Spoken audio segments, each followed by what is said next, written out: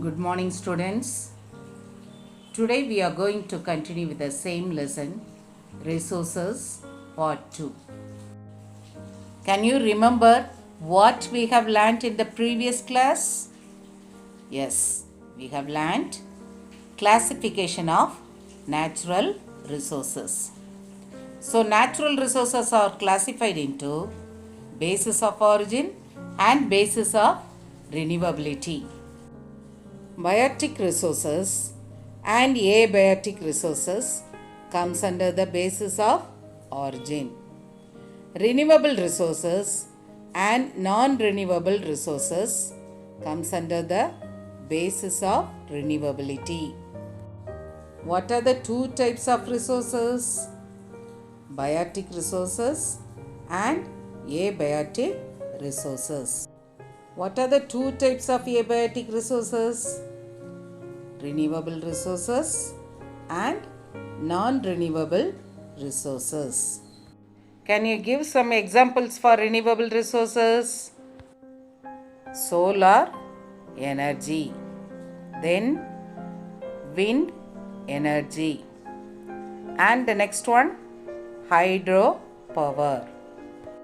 And today we are going to discuss about non-renewable resources. What is non-renewable resources? Resources that once consumed and cannot be replaced is called non-renewable resources. Now tell me, what is non-renewable resources? Resources consumed once cannot be replaced is called non-renewable resources. For example, fossil fuels like coal, petroleum, natural gas. These are all fossil fuels. And mineral resources like copper, bauxite, iron, gold, and silver. These are all called non-renewable resources. Why we call it as non-renewable resources? Because we cannot consume it again and again. So we call it as non-renewable resources. Non-renewable resources are divided into three types. They are metallic resources, non-metallic resources, and fossil fuel resources. Now tell me, what are the types of non-renewable resources? Metallic resources, non-metallic resources, and fossil fuel resources. Now let's talk about metallic resources. From the word itself we can understand these are composed of metals. And if you take metals, they are very hard. And metals are very good conductors of heat and electricity. Can you tell me some examples for metals? Yes, iron, copper, gold, platinum, nickel, isn't it? Okay. Under metals, first we are going to discuss about iron. Iron is the most common element in the earth crust and the most widely available metals in the world.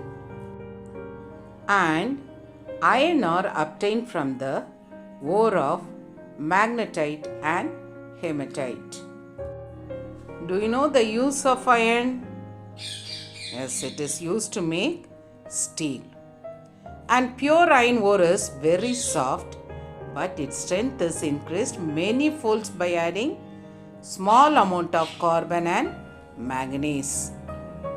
And the irons are used in the constructions of machinery, machine tools, automobiles, construction of large ships, structural components of buildings, bridges, etc.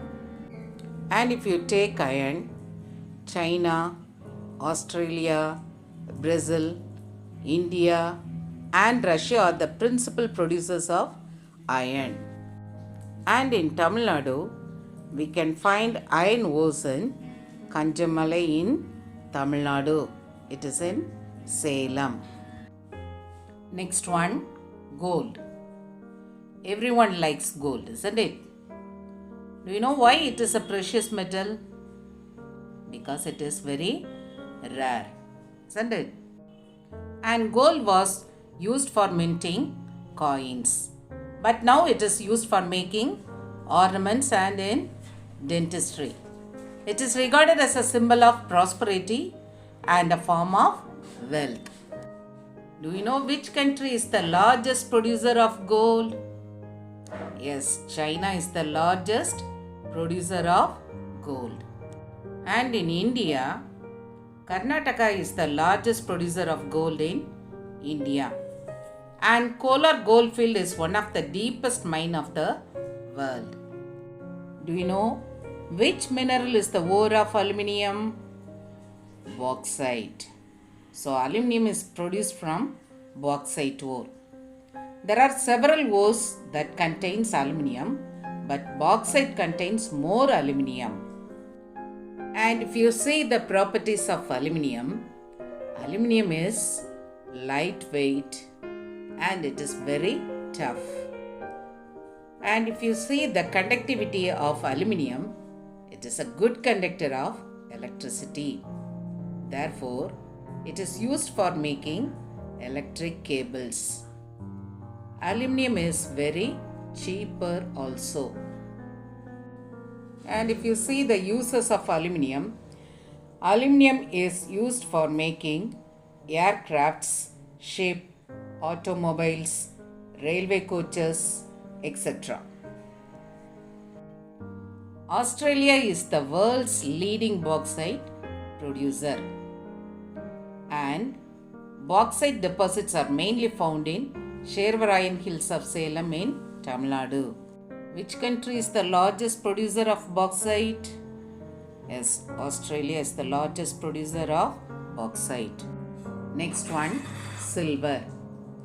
Next to gold, silver is the precious metal in the world. It has a wider variety of uses than gold. And silver is also used for making jewelry, dentistry, photographic goods, electroplating industry, and in manufacture of luxury goods. Mexico is the world's leading silver producer. Which country is the leading producer of silver? Mexico. More than 50% of the silver is found only in South American countries. Now tell me, which is the second precious metal in the world? Yes, silver. Next, manganese. And if you see the property of manganese, it's a steel grade metal, hard and shiny and also brittle. Manganese is used for making electrical batteries, and it is also used in making disinfecting liquids, bleaching powder, fertilizers, etc. And South Africa is the world's leading producers of manganese. And the last one is copper. Copper is the first metals used by man. And if you see the properties of copper, it's a good conductor of heat and electricity. Therefore, copper is used to make electric wires, telecommunication tables, and electronics. And now we are going to see about the distribution of minerals in India. We can get bauxite from Jammu Kashmir, Uttar Pradesh, Rajasthan, Madhya Pradesh, Gujarat, Maharashtra, Karnataka, Kerala, Tamil Nadu, Telangana, Odisha, Chhattisgarh, Jharkhand, and Bihar. And we can get iron from Haryana, Rajasthan, Maharashtra, Karnataka, Kerala, Tamil Nadu, Chhattisgarh, Odisha, Jharkhand. Then we can get manganese from West Bengal, Bihar,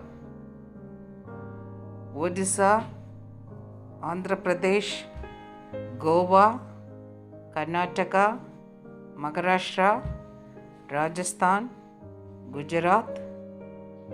Then we can get gold from Karnataka, Kerala, Telangana, Madhya Pradesh. So, India is the richest sources of minerals in the world. So far, we have learnt about non-renewable resources. Under non-renewable resources, there are three types: metallic resources, non-metallic resources, and fossil fuel resources. Under metallic resources, we have learnt about iron, copper, gold, bauxite, silver, and manganese. Okay, children, we'll meet you in the next class. Bye bye.